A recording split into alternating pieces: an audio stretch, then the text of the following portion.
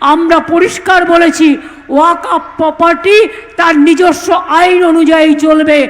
এখন মতোয়ালিরা করবে, এ সম্পত্তি কেউ দখল করতে পারবে না। যেমন আদিবাসীদের সম্পত্তি কেউ দখল করতে পারবে না, এটা গভর্নমেন্টের আইনে আছে। আরে সেন্ট্রাল গভর্নমেন্ট তো চেষ্টা করবে, দেখছেন না? এত খিদে যে তাড়াহুড়ো করে ভোটের আগে এসআইআর এর নাম করে আধার কার্ড চলবে না, আধার কার্ড চলবে? No sir. ব্যাংকের অ্যাকাউন্টে আধার কার্ড চলবে? Yes sir. প্যান কার্ডে আধার কার্ড চলবে? Yes sir. ভোটাধিকারে চলবে? No sir.